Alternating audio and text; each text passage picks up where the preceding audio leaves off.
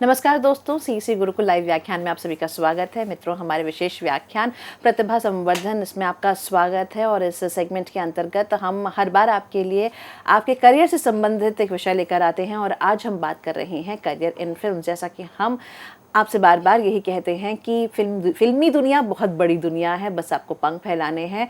तो आपके पंखों को उड़ान देने के लिए आज हमारे साथ हमारे स्टूडियो में मौजूद हैं फिल्म क्रिटिक दीपक दुआ, जिन्हें राष्ट्रपति द्वारा राष्ट्रीय पुरस्कार से नवाजा गया। बेस्ट फिल्म क्रिटिक के रूप में आज ये हमारे बीच प्रचलित हैं। इनकी समीक्षाओं को आप निरंतर पढ़ते होंगे। फिल्म क्रिटिक गिल्ड के आप मेंबर हैं और नित्य प्रति चाहे मैगजीन्स हों, न्यूज़पेपर्स हों, ये लिखते रहते हैं क्योंकि लिखना इनका शौक़ है। फिल्मी दुनिया से मोहब्बत करते हैं। फिल्मी पत्रकारिता से इन्होंने शुरुआत की और 1993 से लेकर आज तक का इनका सफ़र बहुत ही खूबसूरत है। और आप छात्र छात्राओं से निरंतर ही रूबरू होते हैं और चाहते हैं कि जितना ज्ञान, जितनी बातें इन्होंने अर्जित की हैं, आप तक पहुंचाएं। तो आप तक पहुंचाने के लिए इस व्याख्यान के माध्यम से भी हम आप तक पहुंचाएंगे कि कैसे आप फिल्मी दुनिया में अपने लिए एक आयाम ढूंढ सकते हैं। तो दीपक जी, हमने बहुत सारे विषयों पे या बहुत सारे क्षेत्रों के बारे में बात की फिल्मी दुनिया के अंदर रहते हुए। एक फिल्म को बनाने में बहुत मेहनत लगती है, बहुत पैसा लगता है और साथ ही साथ बहुत समय भी लगता है। जब समय की बात होती है तो किसी भी फिल्म को बनाने के लिए कहाँ वो बनाई जा रही है, एक शायद बहुत बड़ा मुद्दा होता होगा। हाँ, सचमुच बहुत बड़ा मुद्दा है ये। और देखिए कि पहले तो जब सिनेमा की शुरुआत हुई थी तो आमतौर पर स्टूडियो के भीतर शूटिंग की जाती थी। आजकल भी होती हैं, स्टूडियो के भीतर शूटिंग का होना, सेट लगाकर शूटिंग होना। और सेट लगाना भी देखिए अपने आप में एक काम है, हम इस पर बात करेंगे। लेकिन जो आउटडोर शूटिंग जिसकी हम बात करते हैं, कई बार आपने देखा है कि किसी एक पर्टिकुलर जगह पर, मान लीजिए उन्हें बर्फीले पहाड़ चाहिए, तो यदि हम भारत की बात करें तो कोई हिमाचल चला गया या कश्मीर चला गया, वहाँ जाके शूटिंग है। या केरल में शूटिंग हो रही है, जंगल में किसी जगह, नदी किनारा, जैसे कहानी की डिमांड होती है, तो उसके लिए लोकेशन हंटिंग का जो काम रहता है, ये भी अपने आप में एक काम है। और इसके लिए ये काम दिया जाता है आमतौर पर इसको जो निर्देशक के सहायक होते हैं। निर्देशक का आप ये देखिए कि एक निर्देशन जो एक अपने आप में कार्य है, उसका एक या दो सहायक नहीं होते हैं, उसके सहायकों की एक बड़ी अच्छी टीम होती है। तो असिस्टेंट डायरेक्टर ये भी एक तरह का काम है। यदि कोई फिल्म निर्देशित करने की इच्छा रखता है कि मैं कल को फिल्म मेकिंग में जाऊं और एक फिल्म डायरेक्ट करूं, तो उसके लिए भी ये एक ऑप्शन है, ये एक सुझाव है कि वो जाकर पहले असिस्टेंट डायरेक्टर के तौर पर कार्य करे और फिल्म बनने की जो प्रक्रिया है उसको वहाँ रहकर सीखे। आप तुरंत जाकर किसी एक फिल्म को तुरंत से जाकर ऐसे बनाने नहीं लग जाते हैं। फिल्म बनाना अपने आप में इस बारे में एक कहावत पुरानी कही जाती है कि दुनिया में शायद सबसे मुश्किल काम है अंतरिक्ष यान उड़ाना और दूसरे नंबर पर फिल्म बनाना आता है। तो फिल्म बनाना बहुत मुश्किल कार्य होता है। तो जो निर्देशक के सहायक होते हैं उनको इस तरह के कार्य दिए जाते हैं कि आप कहानी की डिमांड के अनुसार कहीं जाएं और लोकेशन को हंटिंग करें। रेकी की जाती है उस जगह की कि यहाँ पर यदि हम फिल्म की शूटिंग करेंगे तो हमारी कहानी में क्या वो फील आ पाएगा जो हम चाहते हैं। फिर उस जगह पर कोई लोकल प्रोड्यूसर ढूंढा जाता है, जिसे हम आमतौर पर लाइन प्रोड्यूसर कहते हैं। ये भी एक कार्य है जिसकी तरफ जाया जा सकता है। यदि आप किसी एक ऐसी जगह पर रहते हैं कि आपको लगता है कि यहाँ फिल्मों की शूटिंग की जा सकती है, तो आप वहाँ के लाइन प्रोड्यूसर बनकर फिल्म इंडस्ट्री के लोगों से जुड़ सकते हैं कि आप यहाँ आकर शूटिंग करें। यहाँ की सारी सुविधाएं जो हैं वो हम आपको मुहैया करवा सकते हैं। वो सुविधाएं हर तरह की हो सकती हैं, रहने और खाने से लेकर शूटिंग की परमिशन दिलाने से लेकर शूटिंग करवाने और वहाँ के लोकल लोगों को जो इकट्ठा करके उनको फिल्म का पार्ट बनाने तक। तो इस तरह के बहुत सारे कार्य होते हैं जो किसी भी फिल्म के, और हमें लगता है कि बहुत छोटे छोटे काम हैं, लेकिन वो काम इतने छोटे होते नहीं हैं। वो काम इतने इम्पोर्टेंट होते हैं कि उनके बिना फिल्म नहीं बन सकती। बिल्कुल, निश्चित रूप से मैंने कहा, जैसा कि आपने स्वयं भी कहा, कि बहुत से लोगों की ज़रूरत होती है। अब जब किसी फिल्म को बनाने का निर्णय लिया जाता है तो सबसे पहले शायद कॉन्सेप्ट होता है। कौन सोचता है उस कॉन्सेप्ट को और फिर कैसे एक लंबी चौड़ी फिल्म को बना दिया जाता है, चाहे 2 घंटे की हो या उससे ज़्यादा की। कैसे प्लॉट तैयार होता है, इसके बारे में और किन लोगों की आवश्यकता पड़ती है? हाँ, देखिए लेखन जो है, लेखन अपने आप में एक ऐसा फील्ड है जो बहुत सारे लोग मुझे मिलते हैं कि सर मेरे पास एक कहानी है, मैं फिल्म इंडस्ट्री में उस कहानी को, मुझे लगता है इस कहानी पर फिल्म बन सकती है। और ये एक मैं कहूँगा कि हर लेखक को लगता है, हर लेखक ये मान के बैठा होता है कि मेरी जो कहानी है उस पर एक महान फिल्म बनाई जा सकती है। हालांकि कई बार ये भ्रम भी होता है, हर कहानी पर एक बड़ी फिल्म बन ही जाए और या एक जिसे जिसे कहेंगे कि वैसी फिल्म जिसे लोग देखना चाहें या जो और सफल हो जाए, क्योंकि सफलता यहाँ बहुत मायने रखती है। लेकिन चूंकि ये एक कार्य है और इस कार्य से जो लोग जुड़ना चाहते हैं उनके लिए होता है कि आप फिर सही आदमी को अप्रोच करें। जैसे अगर हम हिंदी फिल्म इंडस्ट्री की बात करें तो उसमें एक बड़ा जो तरीका है वो तो ये है कि आप सबसे पहले फिल्म लेखकों की कुछ संस्थाएं हैं उनके आप सदस्य बने, क्योंकि आमतौर पर निर्माता या निर्देशक ऐसी कहानियों को एक्सेप्ट नहीं करते हैं जो ऐसे लोगों से आ रही होती हैं जो बाहर के लोग हैं। आप उस संस्था के सदस्य बने, अपनी कहानी को रजिस्टर्ड करवाएं। रजिस्टर्ड करवाने से ये होगा कि कई बार जो हम लोग कहते हैं कि आपकी कहानी चुरा ली गई, आइडिया चुरा लिया गया, वो उसका जो जोखिम है वो ख़त्म हो जाता है और फिर आप अपनी कहानियों को अब दे सकते हैं निर्माताओं को, निर्देशकों को। और उसके तरीके आजकल तो बहुत आसान हो गया है। बहुत सारे लोगों के सोशल मीडिया हैंडल्स बने हुए हैं जिनमें आप जाके उन्हें कांटेक्ट कर सकते हैं। आमतौर पर लगभग सभी जितने भी बड़े प्रोडक्शन हाउसेज हैं सबकी वेबसाइट्स हैं जिनके द्वारा उनको कांटेक्ट किया जा सकता है कि ये मेरे पास कहाँ। और इसमें भी एक तरीका है कि ये नहीं कि आपने मान लीजिए 100 पेज की कहानी है जो आप पूरी स्क्रिप्ट लिखी है वो आप उठा के भेज रहे हैं। आपको उस कहानी का एक जिस्ट बनाना पड़ेगा, एक सिनॉप्सिस 1 पेज 2 पेज का, कि मेरी कहानी दरअसल कहती क्या है, और उस कहानी को आप भेजते हैं। और यदि वो सिनॉप्सिस उन्हें पसंद आता है तो वो आपसे संपर्क करते हैं। और मेरी जानकारी में ऐसे बहुत सारे नए लेखक हैं जिन्होंने किसी बड़े प्रोडक्शन हाउस को 2-3-4 लोगों को मेल किया, ईमेल भेजा कि मेरे पास ये कहानी है, ये सिनॉप्सिस है, और उनमें से किसी ने उनको रिस्पॉन्स किया, उनकी कहानी खरीदी गई, उस पर फिर स्क्रिप्ट लिखी गई। पूरा एक राइटिंग डिपार्टमेंट होता है, उस लेखक को भी लिया गया, दूसरे लोगों को बिठाया गया और एक पटकथा तैयार हुई और उस पटकथा पर एक अच्छी फिल्म बनी और वो फिल्म सफल भी हुई। ऐसे बहुत सारे एग्जाम्पल हैं जो बाहर की दुनिया से, यानी कि जो फिल्म इंडस्ट्री के बाहर बैठे लोग हैं, उनकी कहानियां ली गई। तो अच्छी कहानियों की डिमांड हमेशा से फिल्म इंडस्ट्री में रही है, क्योंकि कहानी जो है वो किसी भी फिल्म की नींव है। तो निर्देशक, निर्माता ये चाहते हैं कि हमें अच्छी कहानी मिले।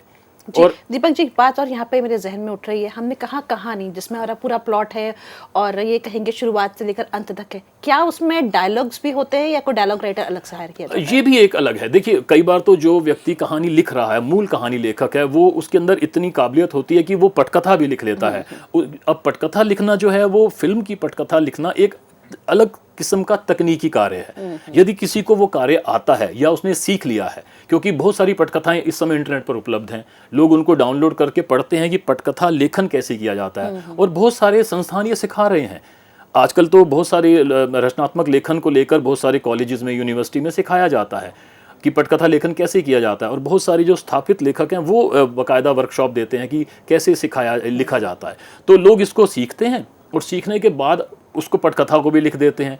फिर आता है संवाद। संवाद जो है वो किसी एक आम सी बात को थोड़े ज़्यादा प्रभाव के साथ, तो इसके लिए कई बार तो वो लेखक ही, मूल रूप से जो लेखक है वही ये काम कर देता है, और नहीं तो बाकायदा संवाद लेखक होते हैं जो किसी एक आम सेंटेंस को बहुत ज़्यादा प्रभावी शब्दों के साथ व्यक्त कर देते हैं। तो डायलॉग राइटर एक अलग तरह का व्यक्ति है जो अलग तरह का काम लेकर आया है। तो ये कि पूरी टीम होती है जिसमें कहानीकार है, जिसमें पटकथा लेखक हैं, जिसमें संवाद लेखक हैं, और फिर जैसे मैंने पहले जिक्र किया कि उसमें डायलेक्ट कोच आ जाते हैं कि किस तरह से संवाद बोलना है, और उसमें भाषा सिखाने वाले लोग आ जाते हैं। तो बहुत सारे लोग मिलकर इस जो कॉन्सेप्ट है उसको जीवंत करते हैं। बिल्कुल जीवंत करते हैं, और निश्चित ही जितने भी हमारे छात्र छात्राएं इस वक्त आपको सुन रहे हैं वो आपको अपना मसीहा जरूर मान रहे हैं। अरे नहीं क्योंकि फिल्मों की तरफ कौन नहीं जाना चाहता, कौन नहीं चाहता कि फिल्मी दुनिया की ओर रुख करे।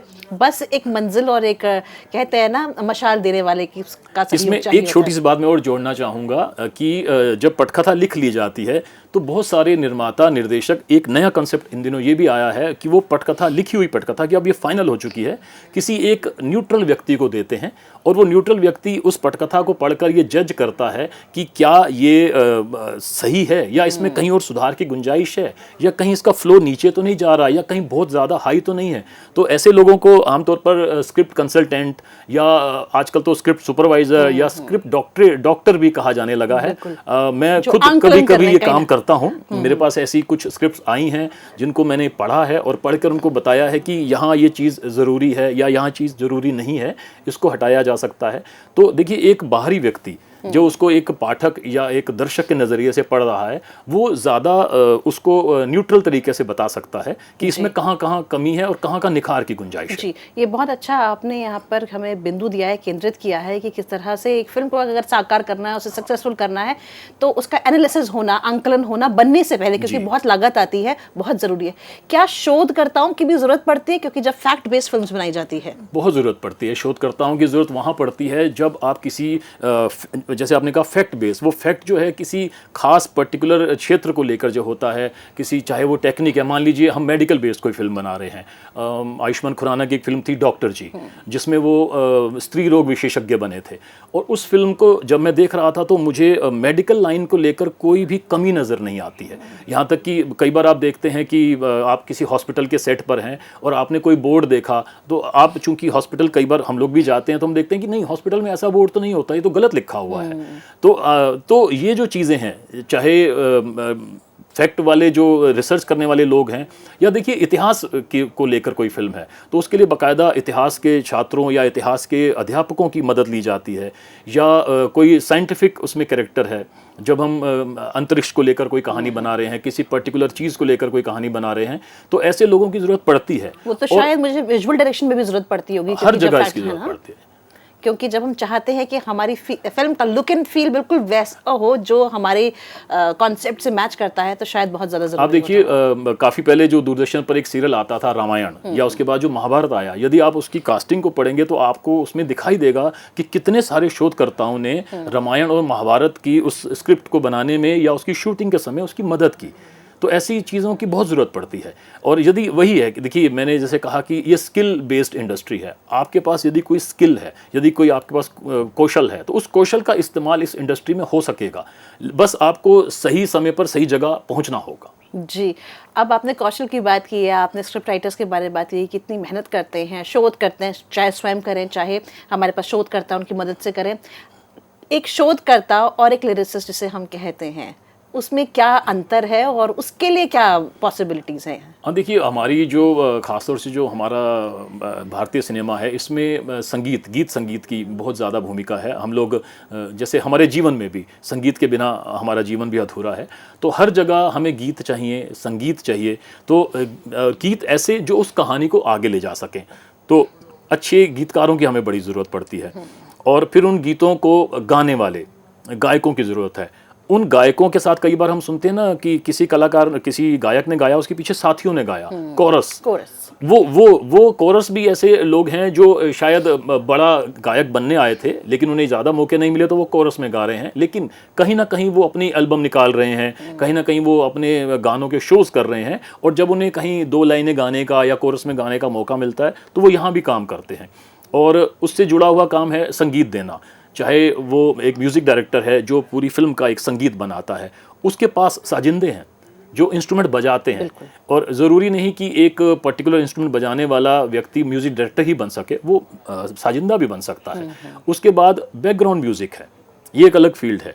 जब फिल्म का कोई दृश्य चल रहा होता है तो उसके पीछे जो पार्श्व संगीत बजता है, बैकग्राउंड म्यूज़िक, जो कि उस दृश्य के प्रभाव को बढ़ाने का काम करता है, तो वो भी अपने आप में एक फील्ड है जिसकी ओर जाया जा सकता है। और ना सिर्फ देखिए गायकी है, संगीत है, इस तरह की बहुत सारे लोग हैं। म्यूज़िक अरेंजर एक शब्द आता है जो साजिंदों और म्यूज़िक कंपोज़र जो डायरेक्टर है उसके बीच में सामंजस्य बिठाता है। तो इस तरह के बहुत सारे काम हैं जो फिल्मों के साथ, फिल्म इंडस्ट्री के साथ किए जा सकते हैं। बिल्कुल बिल्कुल। तो निश्चित रूप से अगर संगीत के प्रति आपका रुझान है, आप गायक हैं, गायिका हैं, या फिर आप इंस्ट्रूमेंटलिस्ट हैं, आप साज बजाते हैं, आप किसी बैंड से संबंधित है, क्योंकि बहुत से हमने देखा है कि अब बदलती वक्त के साथ इतना कुछ बदला है, और कहते हैं ना कि बहुत सारे रास्ते, बहुत सारे आयाम आज के दौर में देखने के लिए मिलते हैं। और इंडस्ट्री तो अपने आप में इतनी मुख्तलिफ है, इतनी डिफरेंट है कि आप जाएंगे तो आपको महसूस होगा कि अच्छा ऐसा कुछ भी होता है, ऐसे भी लोगों की जरूरत देखिए यहाँ भी एक और है कि यदि आप किसी पर्टिकुलर एरिया से आते हैं, आपके पास वहाँ के संगीत की जानकारी है। कई बार आप देखिए कि किसी फिल्म की कहानी है, वो या मान लीजिए पंजाबी बैकग्राउंड को लेकर आती है और अब पंजाब का फोक म्यूज़िक चाहिए, तो फिल्म इंडस्ट्री खुद चल कर गई है उन लोगों के पास। चाहे वो मुझे याद आता है कि पिंजर फिल्म फिल्म जब आई थी तो उसमें वडाली बंधुओं का उसमें आवाज़ ली गई, उनसे गाना गवाया गया। तो उन्हें लगा कि इस गीत में हमें एक ऐसी आवाज़ चाहिए, तो वो वहाँ गए हैं। तो फिल्म इंडस्ट्री चलकर ऐसे लोगों तक जाती है और उनसे कहती है कि आप हमारे साथ जुड़िए। अब रॉक स्टार देखिए तो रॉक स्टार में आपको जब निजामुद्दीन औलिया दरगाह दिखाई जा रही है तो वहाँ पर कवाली करते हुए हमें नजर आ रहे हैं हमारे। तो देखिए वो वहाँ के लोग हैं, वो उन्होंने गाया, और इरशाद कामिल ने जो लिखा है। बिल्कुल। अब इस तरह के जो लोग एक ऐसी चीज़ लिखते हैं जो कहानी के प्रभाव को कई गुना बढ़ा देती है, तो हमें फिर उस तरह का संगीत, उस तरह की आवाज़, उस तरह के इंस्ट्रूमेंट्स चाहिए होते हैं। तो ये सब कुछ उपलब्ध हो सकता है यदि आपके पास वो स्किल है और आप वहाँ पहुँच पा रहे हैं। बिल्कुल। तो ये कहेंगे कि इंडस्ट्री के अंदर भी बहुत सारी इंडस्ट्रीज और फिर वो इन सभी इंडस्ट्रीज ने एक के साथ हाथ जोड़ रखा है और फिर उससे निकल कर आती है एक फिल्म जिसके बारे में हम बात करें। अब संगीत के अलावा नृत्य एक अलग विधा है जिसकी ज़रूरत बहुत ज़्यादा होती है और हर एक्टर, हर एक्ट्रेसेस अमूमन नृत्य करते हुए नजर आते हैं, क्योंकि फिल्मों का कुछ प्लॉट ही इस तरह से होता है। बहुत सी फिल्मों का कुछ अलग भी होता है, पर अगर देखा जाए तो एक्टर्स के साथ साथ, संगीतकारों के साथ साथ हमें डांसर्स, कोरियोग्राफर्स की बहुत ज़्यादा ज़रूरत होती है। उसमें ये देखिए बहुत सारे लोग हैं जो डांस की फील्ड में हाथ आजमाने के लिए वहाँ जाते हैं, और हम इधर देख रहे हैं कि उनके लिए एक बहुत अच्छी चीज़ हुई है कि पिछले कुछ बरसों में डांस शोज़ जो हैं टेलीविज़न पर बहुत आने लगे, डांस रियलिटी शोज़, और उनको एक बहुत बड़ा मंच मिलने लगा। तो गली मोहल्ले से या बहुत छोटे शहरों से, कस्बों से, गांवों से निकलकर लोग वहां तक पहुंचे हैं और उन्होंने वहां एक मकाम बनाया है अपना। तो डांस, जैसे हमने पहले कहा कि नृत्य और संगीत जो है ये हमारी फिल्मों का अभिन्न अंग है। तो जो डांस है, यानी यदि मुख्य अभिनेता अभिनेत्री को नाचना है तो उसको कोई नचाने वाला भी होना चाहिए। वो खुद से नहीं नाचेंगे, उन्हें ये बताने वाला होना चाहिए कि इस गीत पर, इस धुन पर आपको कैसे स्टेप्स लेने हैं। और सिर्फ वही नहीं, उनके पीछे जो, जिसे हम कहते हैं सहायक, जो उनके साथ हैं वो नाच रहे हैं, क्योंकि पूरा एक ग्रुप का डांस है। तो वो डांस कोरियोग्राफ कैसे किया जाएगा, तो उसके लिए कोरियोग्राफर की ज़रूरत पड़ती है, नृत्य निर्देशक की। और बहुत बड़े बड़े नामी प्रख्यात लोगों ने आकर डांस डायरेक्शन का काम किया है। या मान लीजिए कोई क्लासिक डांस है, भरतनाट्यम है, कथक है, तो कथक के गुरु, भरतनाट्यम के गुरु तक आए हैं फिल्म इंडस्ट्री में, और उन्होंने नृत्य निर्देशन दिया है। पंडित बिरजू महाराज जो खुद हैं गुरु हैं, रहे हैं माधुरी दीक्षित के, उन्होंने उनको सिखाया, दीपिका पादुकोण को नृत्य में विधा, इस विधा से रूबरू करा के फिल्म का लुक एंड फील के। कोरियोग्राफर भी अकेला नहीं होता है, उसकी भी पूरी टीम है जो दूसरों को नचा भी रही है और खुद भी नाच रही है। किसी दृश्य में यदि उनको ग्रुप के साथ नाचना है तो वो भी कार्य कर रही है। तो इस तरह से, और देखिए ये आपको और बताऊं कि खाली डांस करना ही नहीं, डांस सिखाना भी।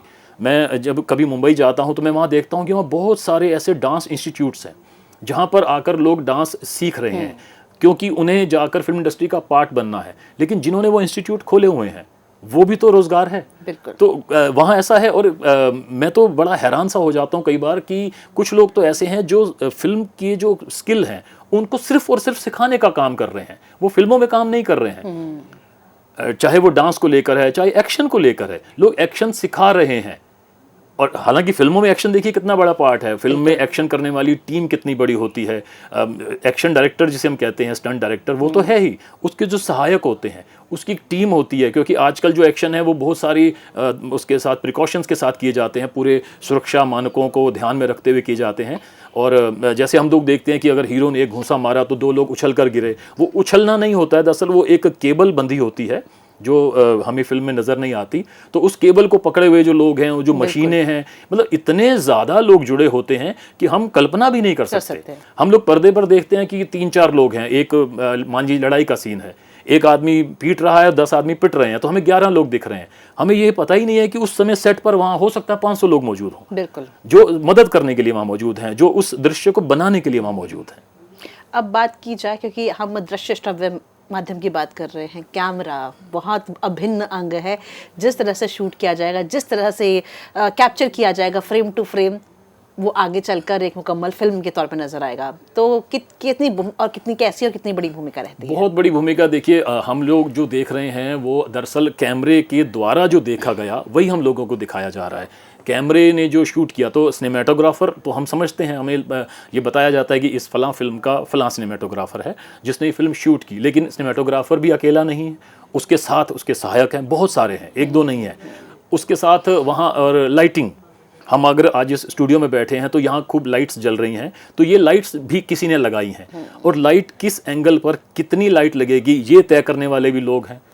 और इससे जुड़ा हुआ काम है साउंड, हम जो बोल रहे हैं वो साउंड कौन रिकॉर्ड कर रहा है, किस तरह से वो साउंड की रिकॉर्डिंग की जा रही है, एम्बियंस क्या है, बिल्कुल। और उसके अलावा आप देखिए कि साउंड में तो हम लोगों को ऑस्कर भी मिला है, रसूल पुकुटी साहब को ऑस्कर भी मिला है। तो इस तरह की जो काम है, जो तकनीकी काम है, जिन पर शायद एक आम दर्शक की नज़र उतनी ज़्यादा नहीं जाती, उसे लगता है कि यदि एक दृश्य है जिसमें चिड़िया चहचहा रही है तो उसने सुन लिया, उसे ये नहीं मालूम कि उस चिड़िया की चहचहाहट को पकड़ने के लिए कितने लोगों की मेहनत लगी होगी। या पानी बहने का जो दृश्य है, तो पानी की जो आवाज़ है, क्या वो कैसे पैदा की गई होगी, क्या वो स्टूडियो के अंदर रिकॉर्ड की गई या बाहर से लाई गई। तो इस तरह के जो कार्य हैं, चाहे सिनेमेटोग्राफी है, फोटोग्राफी है, स्टिल फोटोग्राफी, खाली फिल्म जो है वो कैमरे पर तो शूट हो रही है, लेकिन सेट पर स्टिल फोटोग्राफर भी रहता है जो कई बार फिल्म्स की जो गति है उसको रिकॉर्ड करता रहता है अपने फ़ोटो के द्वारा, ताकि जब कल या एक हफ्ते बाद जब शूटिंग दोबारा होती है तो उससे ये एहसास लगाया जाता है कि हमने कब कहाँ कैसे छोड़ा था। और वो स्टिल्स जो हैं, स्टिल फोटोग्राफ, वो काम आते हैं बाद में, चाहे वो फिल्म के प्रचार के तौर पर हो या फिल्म के दूसरे कामों में भी, पोस्टर बनने हैं, उसकी और भी बहुत कुछ होता है। तो इस तरह के जो छोटे छोटे तकनीकी कार्य हैं, और जब फिल्म बन जाती है तो संपादन का कार्य आता है। संपादन का कार्य इतना अधिक महत्वपूर्ण है कि किसी डायरेक्टर ने तो फिल्म बना दी, लेकिन जितनी बड़ी फिल्म बनी, क्या वो फिल्म उतनी ज़रूरत थी? उतनी ज़रूरत नहीं होती है, तो उस फिल्म को काटा छांटा जाता है। यहाँ पर एक संपादक की जो भूमिका आती है, संपादक भी अपने कुछ सहायकों के साथ उस फिल्म की स्क्रिप्ट को पढ़ते हुए ये फैसला करता है, ये असेस करता है कि मुझे कहाँ किस दृश्य को कितना रखना है और किस दृश्य को कब किससे जोड़ना है। ये जो कटिंग पेस्टिंग का कार्य है, जो काट छांट है, ये बड़ी इंपॉर्टेंट हो जाती है। और जब हम कई कहते हैं कि हमने एक फिल्म देखने बैठे और हमें पता ही नहीं लगा कि 2-2.5 घंटे कैसे बीत गए, तो वो 2-2.5 घंटे कैसे बीते ये उस संपादक को पता लगता है। दीपक जी, एक बात और है कि आपने जब संपादन की बात की है, क्योंकि काट रहे हैं, छांट रहे हैं, कौन सा शॉट रखना है, कौन सा फ्रेम रखना है, कौन सा नहीं रखना है। ऐसे में कुछ फिल्म्स जब एक्शन फिल्म्स होती हैं तो हर कहते हैं ना कि हर एंगल को शूट नहीं किया गया होगा, कुछ ग्राफिक्स से भी बनाया गया होगा। ग्राफिक डिजाइनर की क्या भूमिका है? ये इधर काफ़ी समय से होने लगा है, जब से खास तौर पर हमारे पास ये कंप्यूटर की सुविधाएं आई, कंप्यूटर ग्राफिक्स है और स्पेशल इफेक्ट्स पहले होते थे। पहले तो एक कहा जाता था, काला धागा करके कहावत होती थी कि कोई चीज़ है क्योंकि काला धागा छुपा लिया जाता था, और अब तो सब कुछ कंप्यूटर के द्वारा जनित होने लगा है और VFX जैसी चीज़ें आ गई हैं। आप यदि कहीं पर बैठे हैं और आपको लग रहा है कि उसके पीछे एक नदी बह रही है, तो हो सकता है वहाँ नदी हो ही ना, ये स्टूडियो के अंदर का शॉट और वो नदी बाद में। वो आजकल जैसे देखिए पशुओं के साथ जब शूटिंग की जाती है तो बहुत सारे कानून जो हैं वो परमिशन नहीं देते कि आप पशुओं के साथ इस तरह से उस तरह शूट करें। तो पर्दे पर जो पशु पक्षी आप देख रहे हैं, बहुत ज़्यादा चांसेस हैं कि वो कंप्यूटर जनित हों और VFX के द्वारा उत्पादन किया जाता है उनको। और ये एक अपने आप में बड़ा फील्ड है। इससे जुड़ा हुआ एनिमेशन है जी, और ग्राफिक्स जो है, एनिमेशन है, VFX है, ये इतनी सारी विधाएं जो हैं फिल्मों के साथ जुड़ गई हैं कि आप ये सोचें कि फिल्म बनाने सिर्फ 1 या 2 कामों का मिलन है, तो ऐसा नहीं है। ये सैकड़ों हज़ारों कामों का एक मिश्रण है, तब जाके कहीं एक फिल्म बनकर सामने आती है जी।